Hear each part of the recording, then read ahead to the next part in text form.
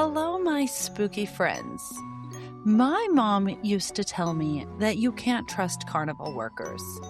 That creepy guy by the rides was probably a kidnapper. We would roll our eyes and laugh. But honestly, she might not have been wrong.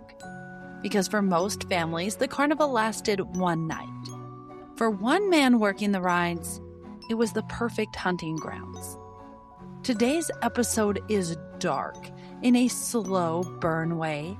Not flashy, not cinematic like a roller coaster accident.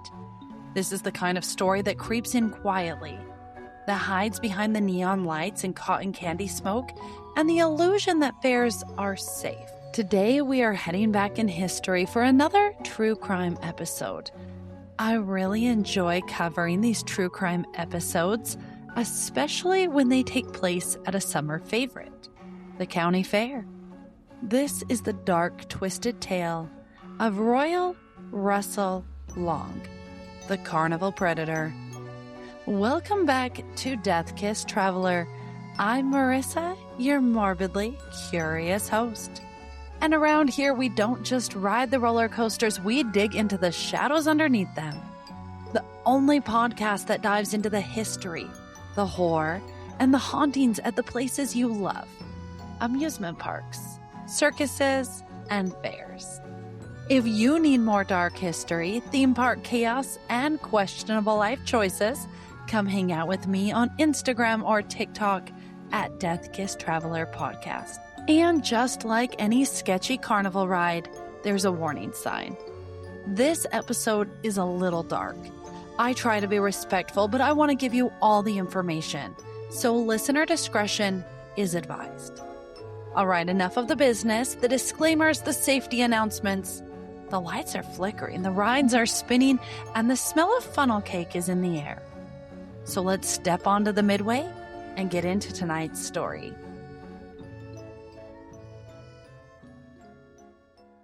Before he became associated with disappearances around fairs, highways across multiple states, Royal Russell Long was just another boy growing up in rural America during the early 20th century. And like many predators, the warning signs didn't begin with the crimes people would later connect him to. They begin much earlier. Royal Russell Long was born in Brazil, Indiana. Yes, Brazil, Indiana is a real place. A small Midwestern town surrounded by cornfields and rail lines, the kind of town where everyone knows everyone, and life moves at a predictable rhythm. Records indicate he was the only child of Russell and Nettie Long. He grew up during the tail end of the Great Depression in a working-class household where stability wasn't always guaranteed. Documentation from his early life is limited, which isn't unusual. Records were sparse and psychological evaluations were rarely conducted unless someone committed a serious crime. But the fragments that do exist suggest a pattern investigators would later find familiar. Economic instability, limited formal education, and a young man who began drifting from place to place as he entered adulthood. By his late teens and early 20s, Long was already moving between temporary jobs, trucking, labor work, anything that allowed him to stay mobile. Eventually, he found work in an industry built around movement, traveling carnivals, seasonal fair circuits, temporary crews that move from town to town, setting up rides, running games, and then packing everything up and disappearing down the highway to the next county fair. For most workers, it was simply a way to earn money. For someone like Long, it offered something else entirely. Freedom to move, freedom to disappear, and anonymity. By the 1950s and 60s, while America projected an image of wholesome suburban life, drive-ins, sock hops, and white picket fences, Long was already accumulating arrests. Not minor charges, serious ones, sexual offenses involving minors, indecent liberties, kidnapping attempts, assault. This wasn't just a one-time mistake or a misunderstanding. It was a pattern. He was already a bad man. But the justice system at the time operated very differently than it does today. Many crimes involving minors were charged under vague statutes like indecent liberties, and sentencing varied from state to state. Psychological evaluations were limited, and long-term offender tracking systems simply didn't exist.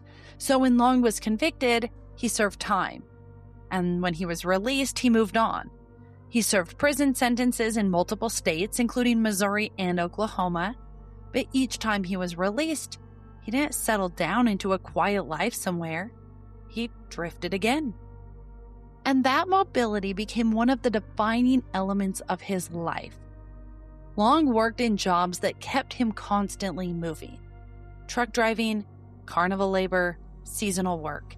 The kind of employment where background checks were minimal, and workers often arrived and left before anyone knew much about them. At the same time, the United States was expanding its interstate highway system.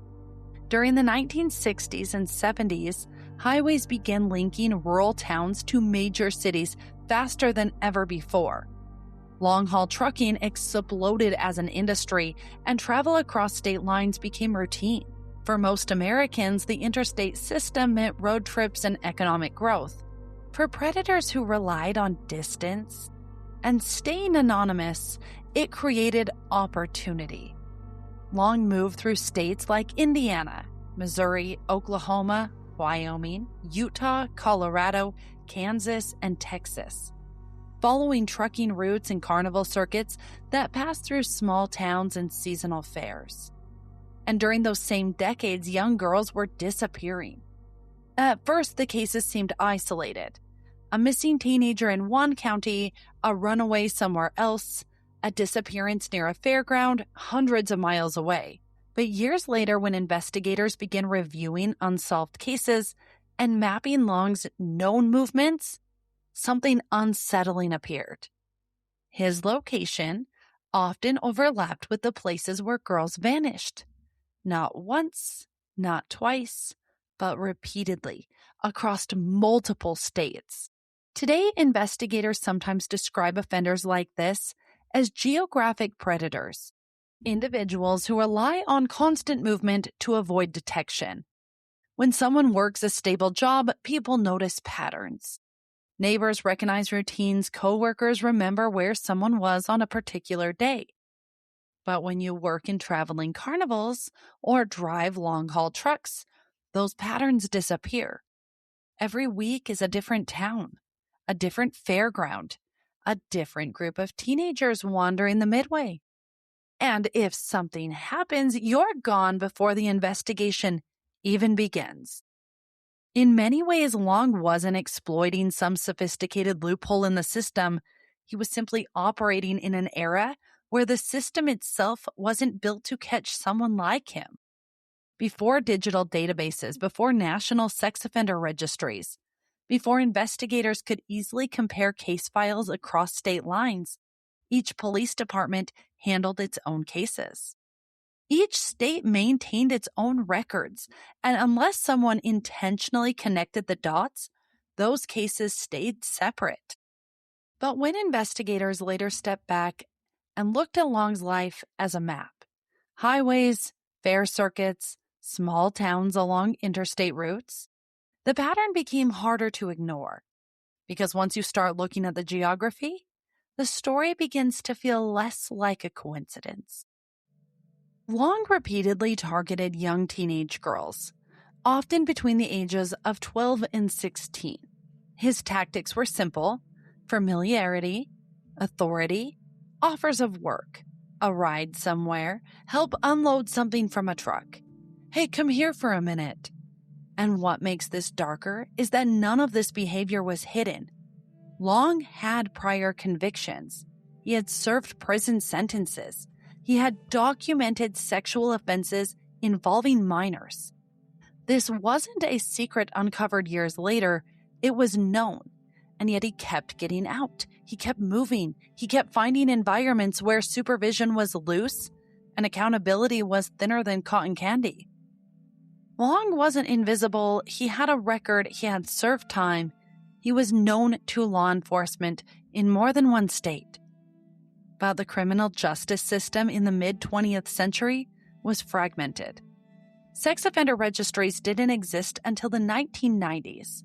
Does that surprise you? It actually really surprises me. I thought it would have been done way earlier than that. And background checks were rarely required for seasonal or carnival labor. So when Long showed up at a fairground looking for work, it's very possible no one knew his history. And with all that information, that's where this story becomes harder to sit with.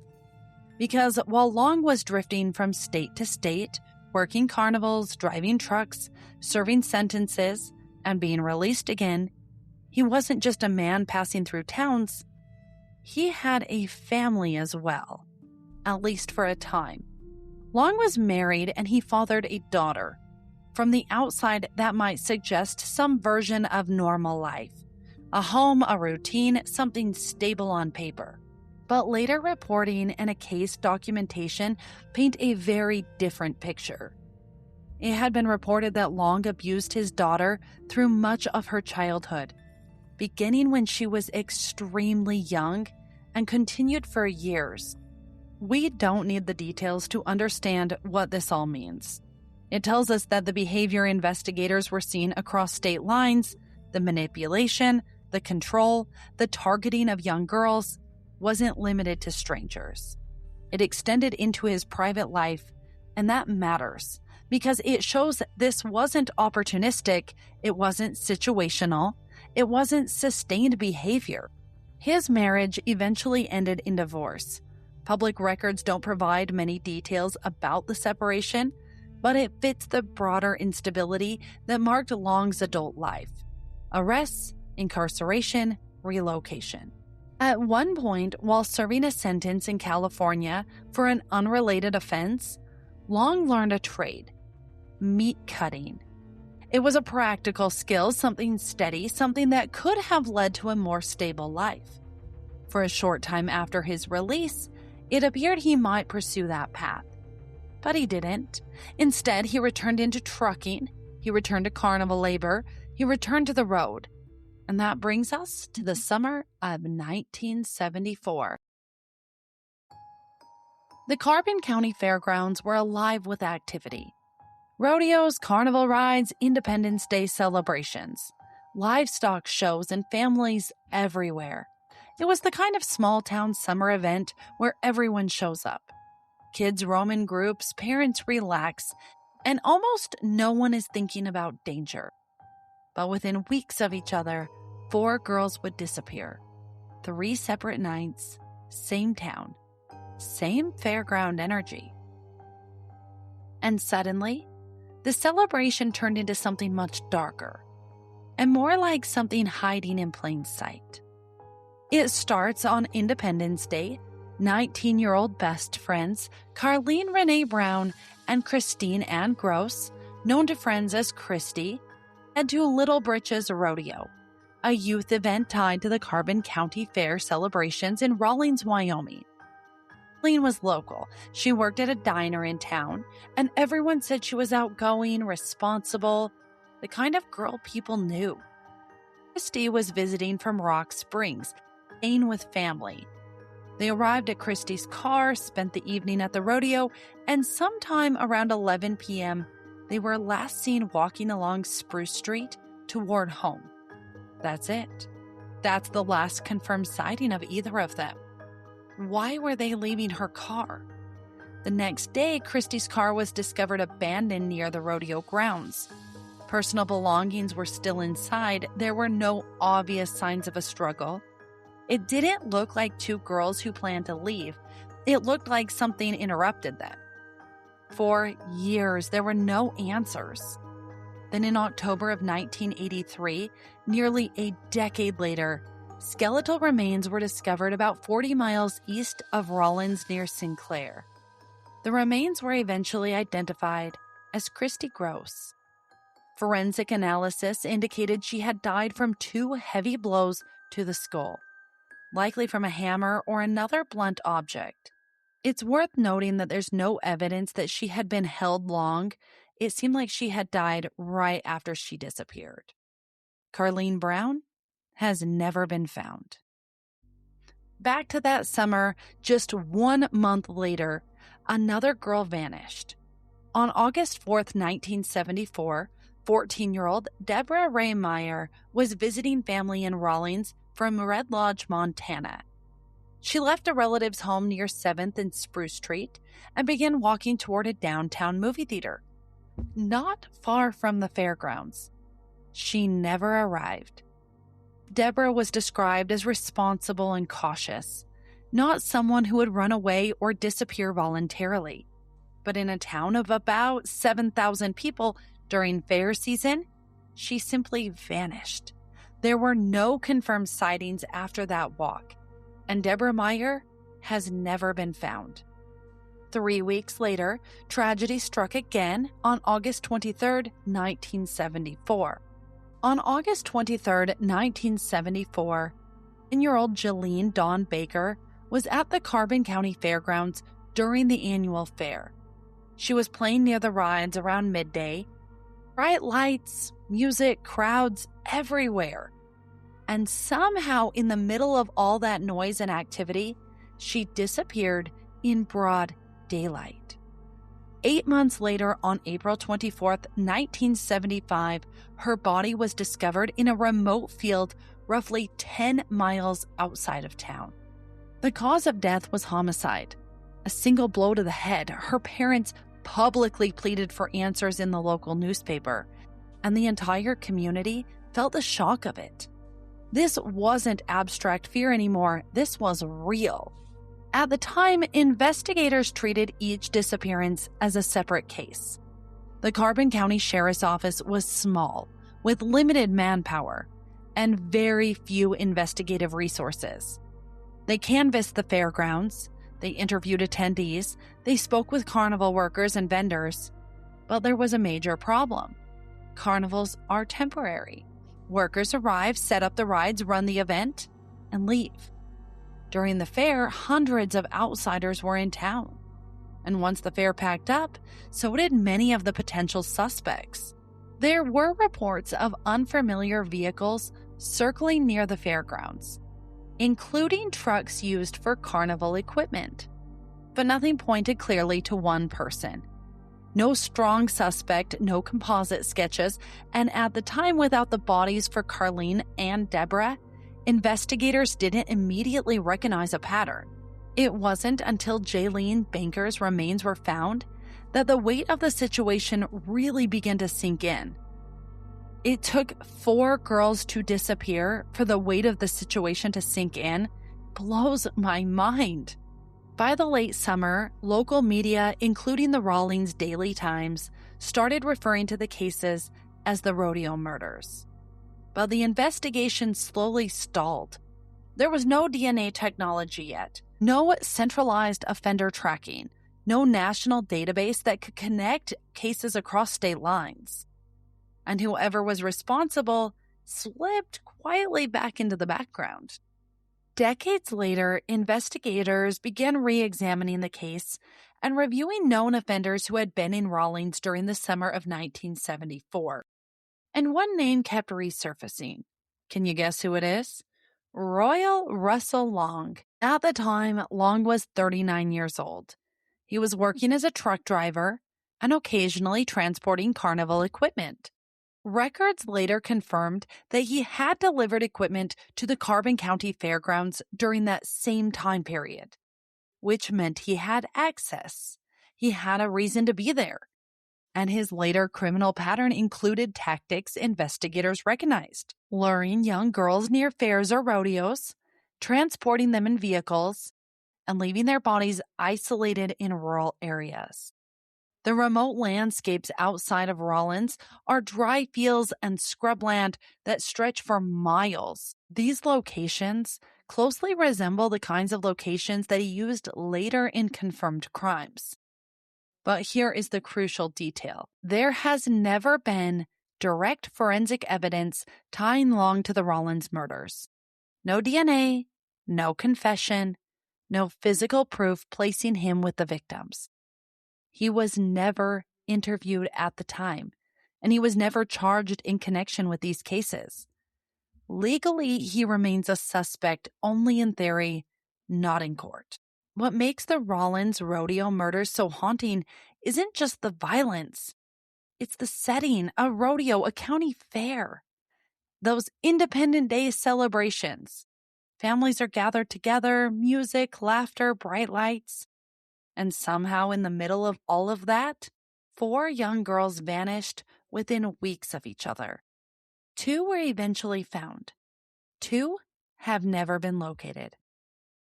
In late 1981, 16-year-old Carolyn Celeste Eaton left her home in Missouri. She was a teenager, restless, like so many kids who believe there's something bigger waiting beyond their hometown. I was one of those kids that thought that. But at some point, she ran away. Carolyn began traveling west. Exactly what happened in those weeks, who she met, where she stayed, and how she made her way from Missouri to Arizona remains unclear. Then on February 14th, 1982, Valentine's Day, a body was discovered off the Interstate 40 near Williams, Arizona. The young girl had been killed, but investigators didn't know who she was. Without identification and with no immediate missing person match, she became known only as Valentine Sally, a heartbreaking nickname tied to the date she was found. For decades, that's all she was, an unidentified teenage girl discovered along a highway. It wasn't until 2021, using advanced genetic genealogy, that investigators were finally able to identify her.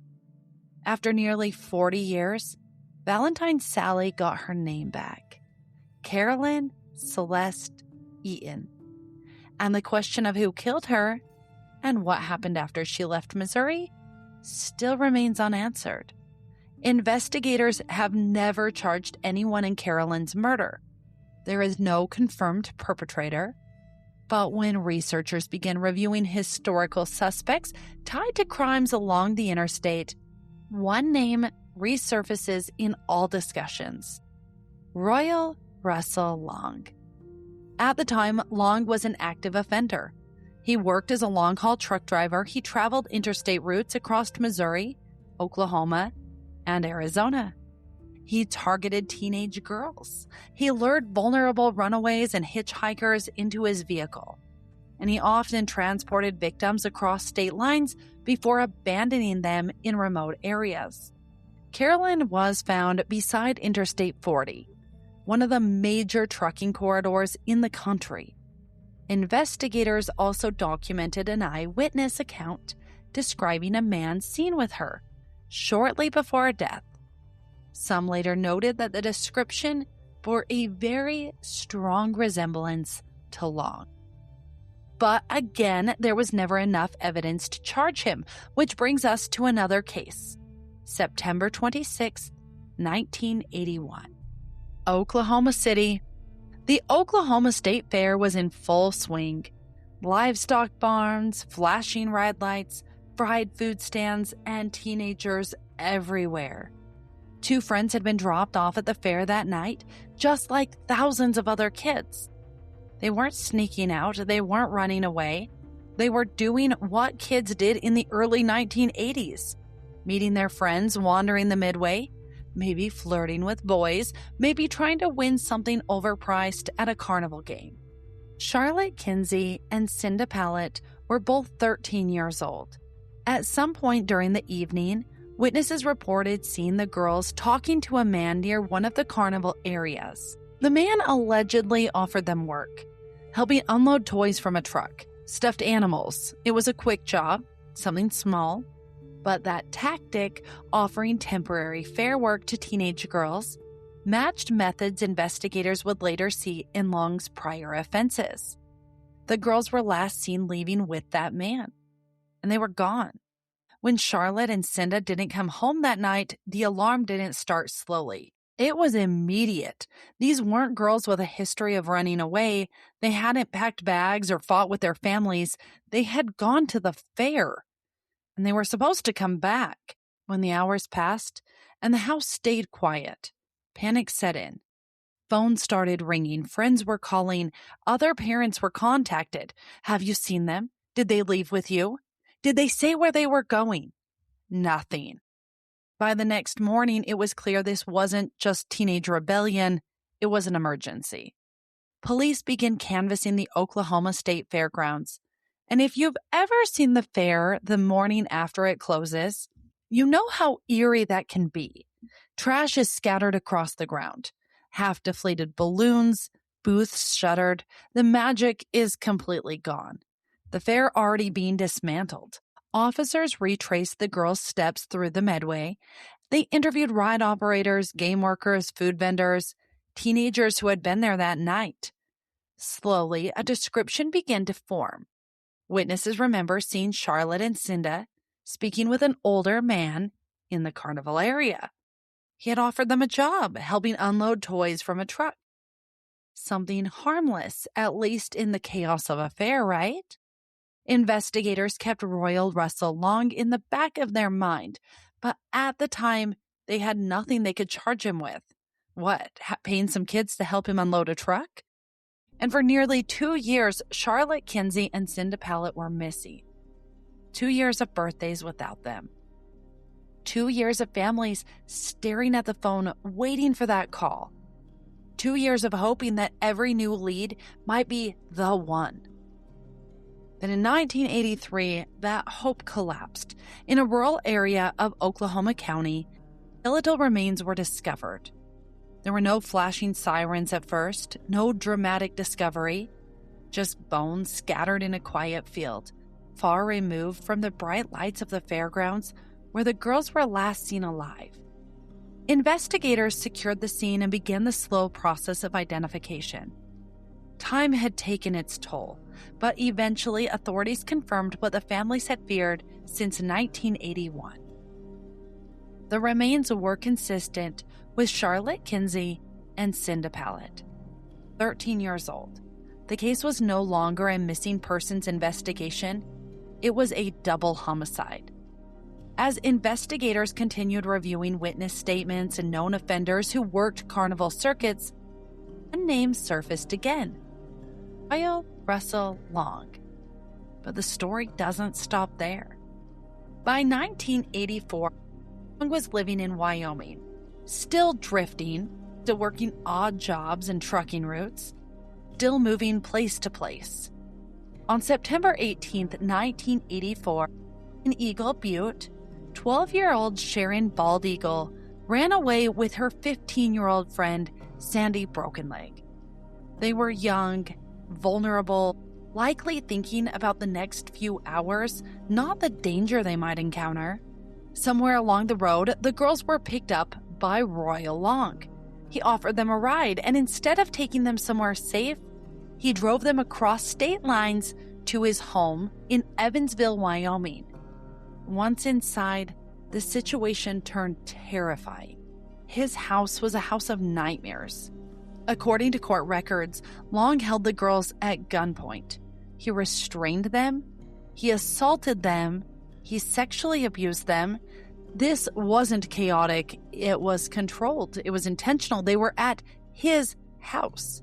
And at some point during the ordeal, 15-year-old Sandy Brokenleg managed to escape. Good for her, because that moment changed everything. She alerted authorities immediately.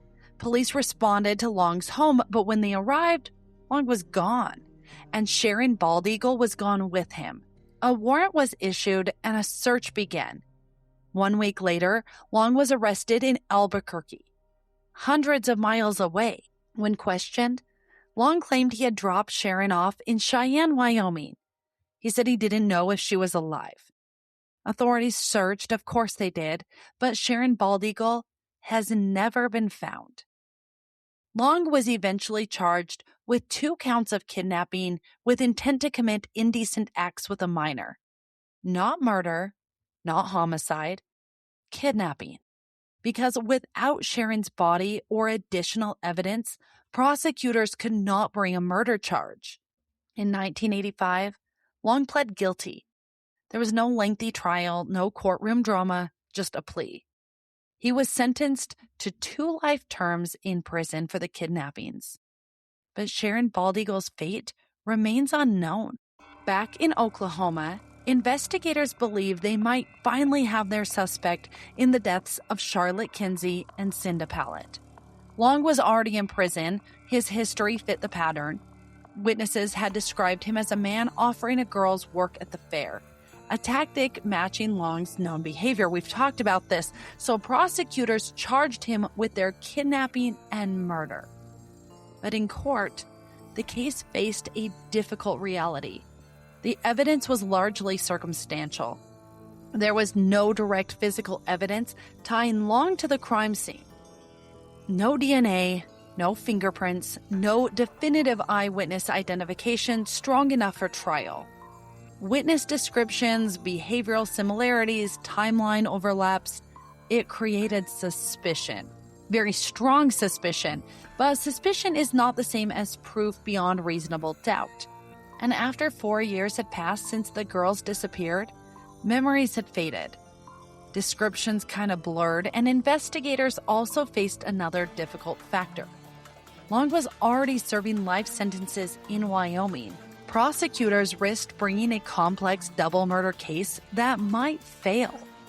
If they lost at that trial, they might never be able to charge him again. So in 1985, the charges were dismissed due to insufficient evidence. Not because he was declared innocent, but because the case couldn't meet the legal standard required for conviction.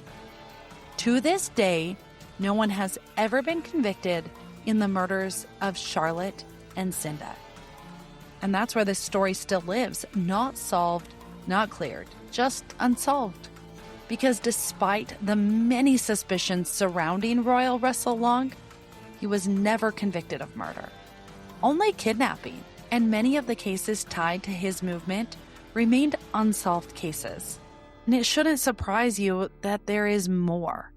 Even after Royal Russell Long was locked away, his name didn't just fade into the background. It kept resurfacing, especially in Oklahoma. Cold case investigators would reopen old files. Girls who vanished near fairs, rodeos, or highways during the 1970s and 80s. And somehow, Long's name kept circling back into the conversation. At one point, prosecutors publicly suggested something that made people pause. They believed the number of victims tied to Long might be far higher than the ones connected to his conviction. Some estimates floated numbers like 20, 30, even as many as 50 possible victims. That number was never proven in court. It was never attached to a formal murder charge.